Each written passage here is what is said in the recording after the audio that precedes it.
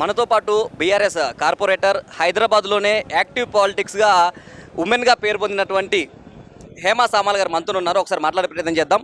అక్క, ఈ సమావేశానికి గల కారణాలు ఏంటి అసలు? దీనికి ఎందుకు పెడుతున్నారు ఈ సమావేశం? అంటే ఇప్పుడు బీఆర్ఎస్ పార్టీ ఏర్పాటై 25 ఇయర్స్ అయిపోతుంది. సిల్వర్ జూబ్లీ కార్యక్రమాలు కానివ్వండి, ఒక బహిరంగ సభ, లేదంటే అట్లనే మన పార్టీ మెంబర్షిప్ కానివ్వండి, ముఖ్య నాయకులకు అందరికీ గ్రౌండ్ లెవెల్లో ఇంకా కూడా క్యాడర్ని ఏమంటారు యాక్టివ్ చేసి ప్రజలు ఎదుర్కొంటున్న ఈ 1 ఇయర్ నుంచి కాంగ్రెస్ పార్టీ తరఫు నుంచి ఏదైతే ప్రజలు సమస్యలు ఎదుర్కొంటున్నారో దాని గురించి అంటే కాంగ్రెస్ పార్టీని ఎట్లా ఎదుర్కోవాలి అవన్నీ కూడా దిశానిర్దేశం చేయడానికి కేసీఆర్ గారు ఈరోజు వస్తున్నారు.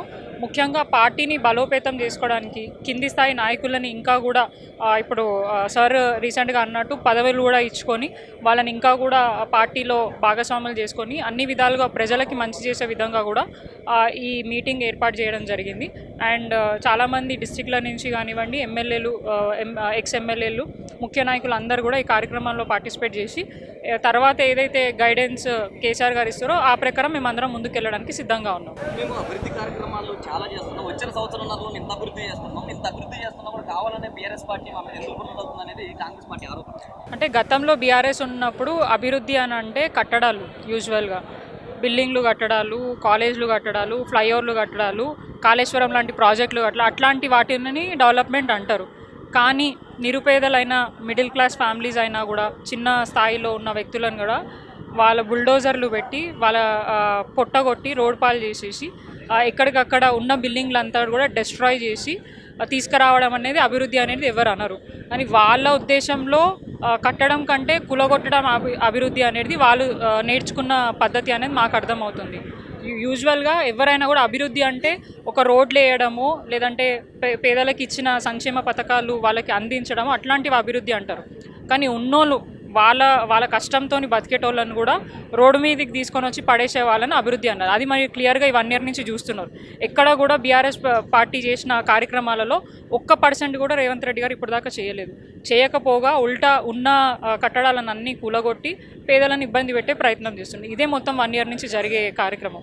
కామారెడ్డి డిక్లరేషన్లో రాహుల్ గాంధీ గారు చెప్పారు క్లియర్గా, మీ బీసీలకి రిజర్వేషన్ మా ప్రభుత్వం రాగానే మేము వాళ్ళకి వర్తింపజేస్తాము. కానీ ఇప్పుడు అసెంబ్లీ సాక్షిగా అదే రేవంత్ రెడ్డి గారు మేము 42% మా పార్టీ తరఫున ఇస్తాము, మరి బీఆర్ఎస్ కూడా ఇవ్వడానికి సిద్ధంగా ఉందా అని చెప్పి ఆయన అడగడం జరుగుతుంది.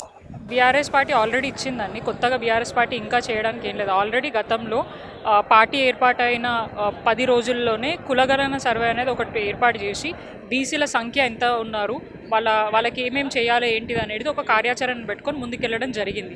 మేము ఎన్నోసార్లు సార్ దాన్ని ఆమోదించి సెంట్రల్కి పంపించినా కూడా వాళ్ళు దాన్ని యాక్సెప్ట్ చేయలేదు. వీరొచ్చి కామారెడ్డి సాక్షిగా మేము బీసీలకు అది చేస్తాం ఇది చేస్తామని చెప్పారు తప్ప అది చెప్పడానికే ఉంది, కానీ గ్రౌండ్ లెవెల్లో రియాలిటీ లేదు. బీసీ కులగణన చేసారు ఇప్పుడు దాకా. మీరు చూసుకుంటే గతంలో కేసీఆర్ గారు చేసినప్పుడు దానికంటే ముందు 52% బీసీలు ఉండే, కానీ ఇప్పుడు వాళ్ళు చేసిన కులగణనలో 46% వచ్చింది. ఎట్లా తగ్గుతుంది? ఏదైనా కూడా పెరుగుతారు. కానీ ఇప్పుడు వేరే దేశాల నుంచి, రాష్ట్రాల నుంచి మొత్తం తెలంగాణ రాష్ట్రంలో వచ్చి సెటిల్ అవుతున్నారు చాలామంది. సో ఇంకా పెరుగుతుంది తప్ప తగ్గదు. సో ఏ రకంగా తగ్గింది? బీసీల మనోభావాలను దెబ్బతీయడానికి కులగణన పెట్టుకున్నాడు. అండ్ కులగణన అంటే ఇష్టం వచ్చినట్టు నీకు బాత్రూమ్ ఉందా, ఏసీ ఉందా, అవన్నీ గవర్నమెంట్కి ఏం సంబంధం? నువ్వు అప్పు చేసినావా, ఏ రకంగా తీసుకున్నావు, ఎట్లా కడుతున్నావు, ఇవన్నీ గవర్నమెంట్కి అవసరం లేదు. కులగణన అంటే మీనింగ్ అంటేనే నువ్వు ఏ క్యాస్టు, ఏం చదువుకున్నావు, ఎంతమంది ఉన్నారు, ఇది మాత్రమే మనకు కావాలి. సో అది కాకుండా ఇష్టం వచ్చినట్టు ఏదేదో క్వశ్చన్లు చేసి టైం పాస్ చేసి టైం వేస్ట్ చేసి ఇప్పుడు బీసీలు అందరూ 46% ఉన్నారు మేము చేస్తామని చెప్పేసి ఏమంటారు అసెంబ్లీ సాక్షిగా పెట్టి మా బీసీలను అందరినీ మనోభావాలు దెబ్బతీసే ప్రయత్నం చేశారు. అండ్ ఒకవేళ వీరు చేసిన బీసీ కులగణన కరెక్ట్ అయితే వాళ్ళ మాట మీద వాళ్ళు ఉండాలి. మా నాయకులు అందరూ కూడా వాళ్ళని క్వశ్చన్ చేసిండ్రు. అంటే ఏ రకంగా ఇది తక్కువ అయింది, ఎట్లా చేసిర్రు ఏంటిదని అడిగితే అది చెప్పలేక వారు ఇప్పుడు దాన్ని మళ్ళీ 10 రోజులకి పెంచి మేము ఇంకా చేస్తామని అంటే వాళ్ళు ఒప్పుకున్నారు. మేము చేసింది కరెక్ట్ కాదు, దీంట్లో తప్పులు తడకలు ఉన్నాయి, మేము మళ్ళీ చేస్తాం, మళ్ళీ అందరూ పార్టిసిపేట్ చేయండి అని చెప్పి ఒప్పుకున్నారు. సో వారికి ఏది చేయాలన్నా ఇంట్రెస్ట్ లేదు. బీసీ కార్పొరేషన్ ఏర్పాటు చేసింది. ఇప్పుడు దాకా దానికి ఎంత నిధులు ఇచ్చారు, ఆ నిధులతో ఎంతమంది బీసీలని లైఫ్ బాగు చేశారు. అప్పుడు గతంలో ఉన్నప్పుడు కేసీఆర్ గారు బీసీ భవన్లు కట్టినారు, బంజారా భవన్లు కట్టినారు. బీసీ కార్పొరేషన్ ఏర్పాటు చేసి 40 కోట్ల పైగా బీసీలకి అభివృద్ధి కార్యక్రమంలో అంటే వారికి కులపరంగా వారికి మంచిగా చేసుకోవడానికి వారికి నిధులు కూడా కేటాయించడం జరిగింది. 1 ఇయర్ నుంచి నువ్వు చేసింది. చెప్పడమే తప్ప రియాలిటీలో ఎక్కడ మనకు కనిపిస్తలేదు. సో వాళ్ళది పని తక్కువ, పబ్లిసిటీ ఎక్కువ ఉంది రేవంత్ రెడ్డి. ఈ 10 సంవత్సరాలు బీసీలు పట్టించుకోలేదు. ఇప్పుడు ఒకేసారి బీసీ నినాదం ఎత్తుకొని ప్రజల ముందుకు వెళ్తున్నారు. అంటే ఇది రాజకీయ స్వార్థం కోసం మాత్రమే వెళ్తున్నారు అని చెప్పి కాంగ్రెస్ పార్టీ 1 ఇయర్ నుంచి వీళ్ళు బీసీలను పట్టించుకున్నారు. అసలు ఒక్కసారి వాళ్ళ క్యాబినెట్లో కానివ్వండి, వాళ్ళ ఎమ్మెల్యేలలో బీసీల సంఖ్య ఎంత ఉందన్నది మీరు తీయండి. మా దాంట్లో మా నాయకులు కానివ్వండి, కింది నుంచి పై స్థాయిలో బీసీలు ఎంతమంది ఉన్నారో క్లియర్గా మీకు చెప్తాం. బీసీలు ఎక్కువ సంఖ్యలో ఉన్నారు, వాళ్ళందరూ కూడా ఉన్నత స్థాయిలో ఉన్నారు, వాళ్ళు కార్పొరేషన్ ఏర్పాటు చేశారు. ఇప్పుడు దాకా నువ్వు బీసీలకు చేస్తా అన్న హామీలు ఏవి? అంటే ఇప్పుడు మాకు ముదిరాజులకి చేపలు అదే సీజన్ ఉంటుంది, సీజన్ బట్టి దాని ప్రకారం ఇవ్వాలి. యాదవులకి గొర్రెలు ఇవ్వాలి. సో ఇట్లాంటి స్కీమ్స్ అని బీఆర్ఎస్ ఇచ్చింది కదా, 1 ఇయర్ నుంచి నువ్వు ఎక్కడ ఇస్తున్నావు?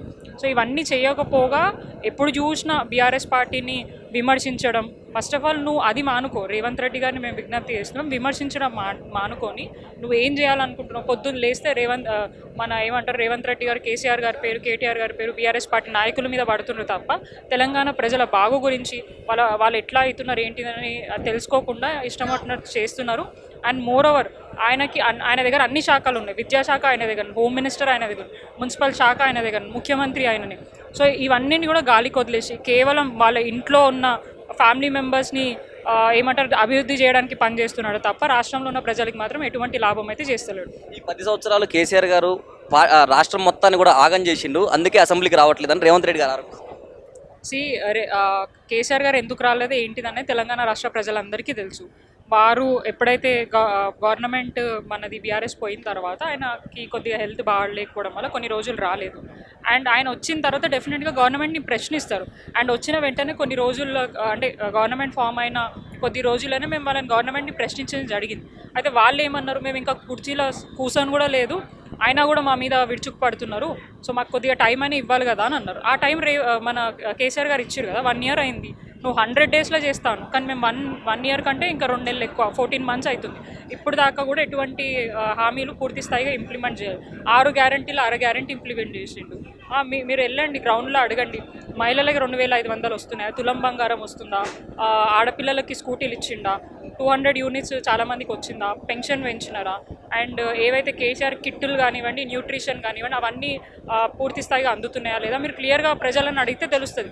ఏది కూడా చేయకుండా కేవలం 1 సైడెడ్గా పార్టీలో ఉన్న నాయకులు ప్రభుత్వాన్ని ప్రశ్నిస్తుంటే వాళ్ళ మీద అక్రమ కేసులు పెట్టి బనాయించి లోపల పంపడమే పనిగా పెట్టుకున్నాడు తప్ప తెలంగాణ ప్రజలకు మాత్రం ఎటువంటి మంచి చేసే విధంగా మాత్రం రేవంత్ రెడ్డి పనిచేస్తలేడు. అండ్ రీసెంట్గా ఆయననే ఒక సభలో ఒప్పుకున్నాడు, మా దగ్గర ఉన్న ఐఏఎస్ ఆఫీసర్లు కానీ అధికారులు కానివ్వండి ఏసీ రూమ్లలో కూర్చుంటున్నారు, కమిషన్లు తీసుకొని పనులు చేస్తున్నారు. అంటే ఒక ముఖ్యమంత్రి ఉండి ఒక ఆఫీసర్లను అట్లా మాట్లాడటం ఎంతవరకు కరెక్ట్? ఆయన సొంత గవర్నమెంట్ని ఆయన విమర్శించుకుంటున్నాడు. సో ప్రజలు విమర్శించడానికి తావిచ్చింది ఆయనని. సో ఇంత జరుగుతున్నా కూడా ఆయననే ఒప్పుకున్నాడు కాబట్టి ప్రజలు డెఫినెట్గా అంటారు. 10 మంది ఎవరైతే పార్టీ ఫిరాయించిన ఎమ్మెల్యేలు ఉన్నారో వాళ్ళ సంభాషణ కూడా తీసుకొచ్చే అవకాశం ఉంది. డెఫినెట్గా ఉంటుంది, బై ఎలక్షన్లో వచ్చే అవకాశం ఉంది. మీరు ఆల్రెడీ మేము హైకోర్టులో వేసినాం, దాన్ని ఛాలెంజ్ చేస్తూ సుప్రీంకోర్టులో వేసినాం. సుప్రీంకోర్టు ఆల్రెడీ స్పీకర్ గారికి కూడా నోటీస్ ఇచ్చింది, ఎందుకు 10 మంది ఎమ్మెల్యేలు పార్టీ మారాల్సి వచ్చింది, వివరణ ఇవ్వండి అన్నారు. సో ఆ వివరణ ఇవ్వలేక టైం కావాలి అన్నారు. మరి ఆ టైం ఎప్పుడు దాకా 4 ఏళ్ళ తర్వాత వస్తుందా, ఈ టైంలోనే ఇన్ కేస్ వాళ్ళకి ఎటువంటి డెసిషన్ తీసుకోకపోతే స్పీకర్ ఆఫీస్ నుంచి డెఫినెట్గా కోర్టు మాత్రం మనకు అనుకూలంగానే డెసిషన్ ఇస్తుంది. ఎందుకంటే పార్టీ మారాలంటే ఒక సంఖ్యాబలం ఉండాలి. గతంలో బీఆర్ఎస్ కూడా ఇట్లా చేసింది అని అంటే బీఆర్ఎస్లో మిలీనియం అయినరు, ఆ పార్టీ అంతా 1 సైడెడ్గా అందరు వచ్చి కలిసిరు కాబట్టి అక్కడెక్కడ బై ఎలక్షన్లు రాలేదు. ఇక్కడ అట్లా కాదు కదా, 10 మంది వాళ్ళ స్వార్థం కోసం, స్వలాభం కోసం, వాళ్ళ ఆస్తులు కాపాడుకోవడం కోసం వాళ్ళు పార్టీలు మారారు. ఇప్పుడు అభివృద్ధి అంటున్నారు, ప్రతి ఒక్కరు ఎవరు పోయినా కూడా అభివృద్ధి కోసం పోయినామన్నారు. ఒకసారి పోయిన పార్టీ మారిన ఎమ్మెల్యేలే కానివ్వండి, మేయరే కానివ్వండి, ఇంకెవరైనా కానివ్వండి, ఏం అభివృద్ధి జరిగిందో 1 ఇయర్లో వాళ్ళ హయాంలో మాకు చూపిస్తే బాగుంటుంది. గతంలో కేసీఆర్ గారు ఉన్నప్పుడు 10 సంవత్సరాల్లో 1,00,000 కోట్లు అప్పు చేసిరని మాట్లాడుతుంది. మరి ఏడాదిలోనే 1,00,000 కోట్లు అప్పు చేసి నువ్వు ఏడగట్టినావు, ఏడబెట్టినావు, నీ ఇంట్లో పెట్టుకున్నావా, నీ తమ్ముళ్ళ ఇంట్లో పెట్టుకున్నావా? సో అభివృద్ధి అనేది ఎక్కడ కనిపిస్తలేదు, కేవలం అనుముల ఫ్యామిలీ ఇంట్లోనే కనిపిస్తుంది తప్ప తెలంగాణ ప్రజలలో కానివ్వండి తెలంగాణ రాష్ట్రంలో ఎక్కడ కనిపించట్లేదు. ఈ ఎమ్మెల్సీ స్థానాల్లో బీఆర్ఎస్ పార్టీ నిలబడకపోవడానికి కారణం అంటే ఎప్పుడు కూడా కరీంనగర్ ఎమ్మెల్సీ ఉన్నప్పుడు ఎప్పుడు కూడా మనము గ్రాడ్యుయేట్లని నుంచోబెట్టలేదు. ఇప్పుడు కూడా ఆ ప్రకారమే మనం నుంచోలేదు, దానికో పెద్ద ఏం లేదు. అండ్ మాకు కూడా ఒక స్ట్రాటజీ ఉంటుంది, ఎప్పుడు ఎక్కడ నుంచోవాలా, ఎవరిని పెట్టాలా, ఏం చేయాలనేది. కేసీఆర్ గారు ఉత్తగా ఏం కూర్చోరు, ఎవరిని నుంచోబెట్టకుండా ఉండరు.